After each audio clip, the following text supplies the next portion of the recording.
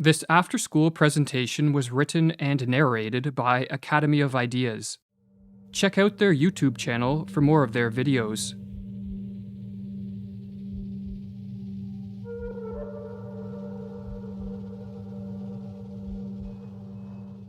The masses have never thirsted after truth. They turn aside from evidence that is not to their taste, preferring to deify error if error seduce them. Whoever can supply them with illusions is easily their master. Whoever attempts to destroy their illusions is always their victim. According to the psychologist Carl Jung, the greatest threat to civilization lies not with the forces of nature, nor with any physical disease, but with our inability to deal with the forces of our own psyche. We are our own worst enemies, or as the Latin proverb puts it, man is a wolf to man. In Civilization in Transition, Jung states that this proverb is a sad yet eternal truism, and our wolf-like tendencies come most prominently into play at those times of history when mental illness becomes the norm rather than the exception in a society, a situation which Jung termed a psychic epidemic. Indeed, it is becoming ever more obvious, he writes, that it is not famine, not earthquakes, not microbes, not cancer, but man himself, who is man's greatest danger to man, for the simple reason that there is no adequate protection against psychic epidemics, which are infinitely more devastating than the worst of natural catastrophes. In this video, we are going to explore the most dangerous of all psychic epidemics, the mass psychosis. A mass psychosis is an epidemic of madness, and it occurs when a large portion of a society loses touch with reality and descends into delusions. Such a phenomenon is not a thing of fiction. Two examples of mass psychoses are the American and European witch hunts of the 16th and 17th centuries, and the rise of totalitarianism in the 20th century. During the witch hunts, thousands of individuals, mostly women, were killed, not for any crimes they committed, but because they became the scapegoats of societies gone mad. In some Swiss villages, writes Francis Hill, there were scarcely any women left alive after the frenzy had finally burned itself out. When a mass psychosis occurs, the results are devastating. Jung studied this phenomenon and wrote that the individuals who make up the infected society become morally and spiritually inferior. They sink unconsciously to an inferior intellectual level. They become more unreasonable, irresponsible, emotional, erratic, and unreliable, and worst of all, crimes the individual alone could never stand are freely committed by the group smitten by madness. What makes matters worse is that those suffering from a mass psychosis are unaware of what is occurring. For just as an individual gone mad cannot step out of his mind to observe the errors in his ways, so too there is no Archimedean point from which those living through a mass psychosis can observe their collective madness. But what causes a mass psychosis? To answer this question, we must first explore what drives an individual mad. While there are many potential triggers of madness, such as an excessive use of drugs or alcohol, brain injuries, and other illnesses, these physical causes will not concern us here. Our concern is with psychological, or what are called psychogenic triggers, as these are the most common culprits of the mass psychosis. The most prevalent psychogenic cause of a psychosis is a flood of negative emotions, such as fear or anxiety, that drives an individual into a state of panic. When in a state of panic, an individual will naturally seek relief, as it is too mentally and physically draining to subsist in this hyper-emotional state.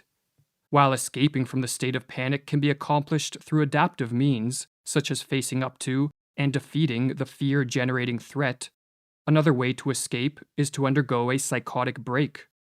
A psychotic break is not a descent into a state of greater disorder, as many believe, but a reordering of one's experiential world, which blends fact and fiction, or delusions and reality, in a way that helps end the feelings of panic. Silvano Arietti, one of the 20th century's foremost authorities on schizophrenia, explains the psychogenic steps that lead to madness. Firstly, there is the phase of panic, when the patient starts to perceive things in a different way, is frightened on account of it, appears confused, and does not know how to explain the strange things that are happening.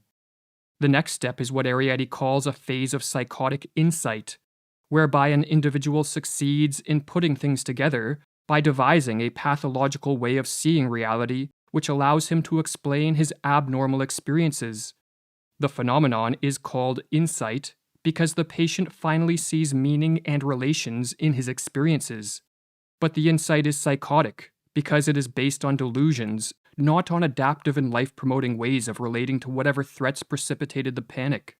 The delusions, in other words, allow the panic-stricken individual to escape from the flood of negative emotions, but at the cost of losing touch with reality, and for this reason, Arrietty says that a psychotic break can be viewed as an abnormal way of dealing with an extreme state of anxiety.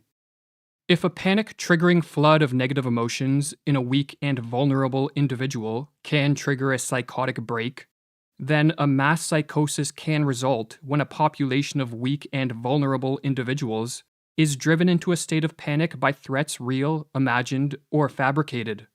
But as delusions can take many forms, and as madness can manifest in countless ways, the specific manner in which a mass psychosis unfolds will differ based on the historical and cultural context of the infected society.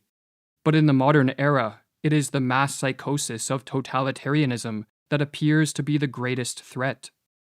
Totalitarianism, writes Arthur Versluis, is the modern phenomenon of total centralized state power, coupled with the obliteration of individual human rights. In the totalized state, there are those in power, and there are the objectified masses, the victims. In a totalitarian society, the population is divided into two groups, the rulers and the ruled, and both groups undergo a pathological transformation. The rulers are elevated to an almost godlike status, which is diametrically opposed to our nature as imperfect beings who are easily corrupted by power. The masses, on the other hand, are transformed into the dependent subjects of these pathological rulers and take on a psychologically regressed and childlike status. Hannah Arendt, one of the 20th century's preeminent scholars of this form of rule, called totalitarianism an attempted transformation of human nature itself.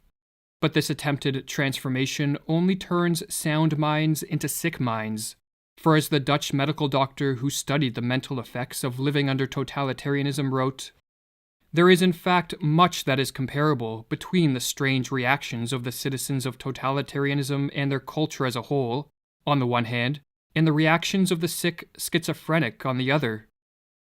The social transformation that unfolds under totalitarianism is built upon and sustained by delusions. For only deluded men and women regress to the childlike status of obedient and submissive subjects, and hand over complete control of their lives to politicians and bureaucrats. Only a deluded ruling class will believe that they possess the knowledge, wisdom, and acumen to completely control society in a top-down manner, and only when under the spell of delusions would anyone believe that a society composed of power-hungry rulers on the one hand, and a psychologically regressed population on the other, will lead to anything other than mass suffering and social ruin. But what triggers the psychosis of totalitarianism? As was explored in the previous video of this series, the mass psychosis of totalitarianism begins in a society's ruling class. The individuals that make up this class, be it politicians, bureaucrats, or crony capitalists, are very prone to delusions that augment their power, and no delusion is more attractive to the power-hungry than the delusion that they can and should control and dominate a society. When a ruling elite becomes possessed by a political ideology of this sort, be it communism, fascism, or technocracy, the next step is to induce a population into accepting their rule by infecting them with the mass psychosis of totalitarianism. This psychosis has been induced many times throughout history, and as Mirlu explains, it is simply a question of reorganizing and manipulating collective feelings in the proper way. The general method by which the members of a ruling elite can accomplish this end is called menticide, with the etymology of this word being a killing of the mind, and as Mirlu further explains, menticide is an old crime against the human mind and spirit, but systematized anew.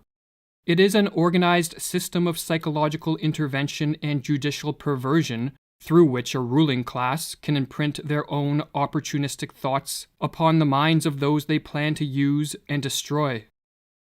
Priming a population for the crime of menticide begins with the sowing of fear.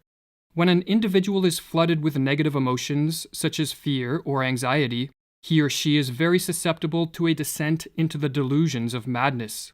Threats, real, imagined, or fabricated, can be used to sow fear, but a particularly effective technique is to use waves of terror. Under this technique, the sowing of fear is staggered with periods of calm, but each of these periods of calm is followed by the manufacturing of an even more intense spell of fear, and on the process goes. Or as Mirlu writes, each wave of terrorizing creates its effects more easily after a breathing spell than the one that preceded it, because people are still disturbed by their previous experience. Morality becomes lower and lower, and the psychological effects of each new propaganda campaign become stronger. It reaches a public already softened up. While fear primes a population for menticide, the use of propaganda to spread misinformation and to promote confusion with respect to the source of the threats and the nature of the crisis helps to break down the minds of the masses. Government officials and their lackeys in the media can use contradictory reports, nonsensical information, and even blatant lies. As the more they confuse, the less capable will a population be to cope with the crisis and diminish their fear in a rational and adaptive manner. Confusion, in other words, heightens the susceptibility of a descent into the delusions of totalitarianism. Or as Mirlu explains, logic can be met with logic, while illogic cannot. It confuses those who think straight. The big lie and monotonously repeated nonsense have more emotional appeal than logic and reason. While the people are still searching for a reasonable counterargument to the first lie, the totalitarians can assault them with another. Never before in history have such effective means existed to manipulate a society into the psychosis of totalitarianism. Smartphones and social media, television and the internet, all in conjunction with algorithms that quickly censor the flow of unwanted information, allow those in power to easily assault the minds of the masses. What is more, the addictive nature of these technologies means that many people voluntarily subject themselves to the ruling elite's propaganda with a remarkable frequency. Modern technology, explains Mirlu, teaches man to take for granted the world he is looking at. He takes no time to retreat and reflect. Technology lures him on, dropping him into its wheels and movements. No rest, no meditation, no reflection, no conversation. The senses are continually overloaded with stimuli. Man doesn't learn to question his world anymore. The screen offers him answers, ready-made. But there is a further step the would-be totalitarian rulers can take to increase the chance of a totalitarian psychosis, and this is to isolate the victims and to disrupt normal social interactions. When alone and lacking normal interactions with friends, family, and coworkers, an individual becomes far more susceptible to delusions for several reasons. Firstly, they lose contact with the corrective force of the positive example, for not everyone is tricked by the machinations of the ruling elite, and the individuals who see through the propaganda can help free others from the menticidal assault. If, however, isolation is enforced, the power of these positive examples greatly diminishes. But another reason that isolation increases the efficacy of menticide is because, like many other species, human beings are more easily conditioned into new patterns of thought and behavior when isolated. Or as Mirlu explains with regards to the physiologist Ivan Pavlov's work on behavioral conditioning, Pavlov made another significant discovery. The conditioned reflex could be developed most easily in a quiet laboratory with a minimum of disturbing stimuli. Every trainer of animals knows this from his own experience. Isolation and the patient repetition of stimuli are required to tame wild animals. The totalitarians have followed this rule. They know that they can condition their political victims most quickly if they are kept in isolation. Alone, confused, and battered by waves of terror, a population under an attack of menticide descends into a hopeless and vulnerable state. The never-ending stream of propaganda turns minds once capable of rational thought into playhouses of irrational forces. And with chaos swirling around them and within them, the masses crave a return to a more ordered world. The would-be totalitarians can now take the decisive step. They can offer a way out and a return to order in a world that seems to be moving rapidly in the opposite direction. But all this comes at a price. The masses must give up their freedom and cede control of all aspects of life to the ruling elite. They must relinquish their capacity to be self-reliant individuals who are responsible for their own lives, and become submissive and obedient subjects. The masses, in other words, must descend into the delusions of the totalitarian psychosis. The totalitarian systems of the 20th century represent a kind of collective psychosis. Whether gradually or suddenly, reason and common human decency are no longer possible in such a system. There is only a pervasive atmosphere of terror and a projection of the enemy, imagined to be in our midst. Thus society turns on itself, urged on by the ruling authorities. But the order of a totalitarian world is a pathological order. By enforcing a strict conformity and requiring a blind obedience from the citizenry, totalitarianism rids the world of the spontaneity that produces many of life's joys and the creativity that drives society forward. The total control of this form of rule, no matter under what name it is branded, be it rule by scientists and doctors, politicians and bureaucrats, or a dictator, breeds stagnation, destruction, and death on a mass scale. And so perhaps the most important question facing the world is how can totalitarianism be prevented? And if a society has been induced into the early stages of this mass psychosis, can the effects be reversed? While one can never be sure of the prognosis of a collective madness, there are steps that can be taken to help effectuate a cure. This task, however, necessitates many different approaches from many different people. For just as the menticidal attack is multi-pronged, so too must be the counterattack. According to Carl Jung, for those of us who wish to help return sanity to an insane world, the first step is to bring order to our own minds and to live in a way that provides inspiration for others to follow. It is not for nothing that our age cries out for the Redeemer personality, for the one who can emancipate himself from the grip of the collective psychosis and save at least his own soul, who lights a beacon of hope for others, proclaiming that here is at least one man who has succeeded in extricating himself from the fatal identity with the group psyche. But assuming one is living in a manner free of the grip of the psychosis, there are further steps that can be taken. Information that counters the propaganda should be spread as far and as wide as possible, for the truth is more powerful than the fiction and falsities peddled by the would-be totalitarian rulers, and so their success is in part contingent on their ability to censor the free flow of information. Another tactic is to use humor and ridicule to delegitimize the ruling elite, or as Mirlu explains, we must learn to treat the demagogue and aspirant dictators in our midst with the weapon of ridicule. The demagogue himself is almost incapable of humor of any sort, and if we treat him with humor, he will begin to collapse. A tactic recommended by Václav Havel, a political dissident under Soviet communist rule, who later became president of Czechoslovakia, is the construction of what are called parallel structures.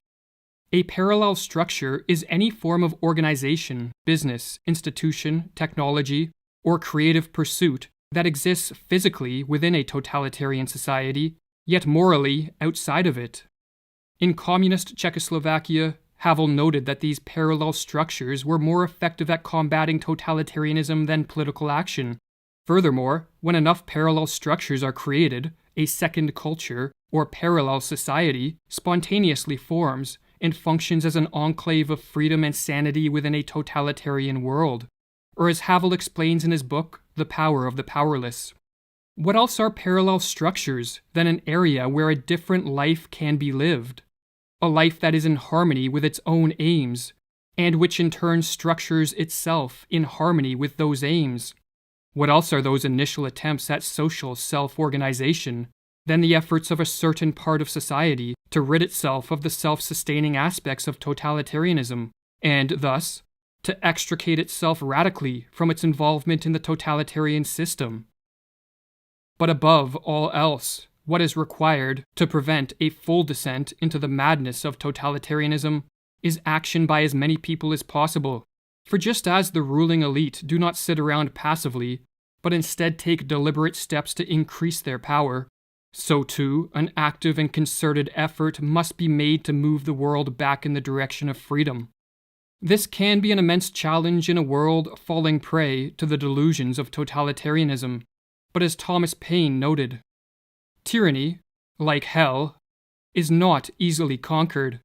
Yet we have this consolation with us, that the harder the conflict, the more glorious the triumph.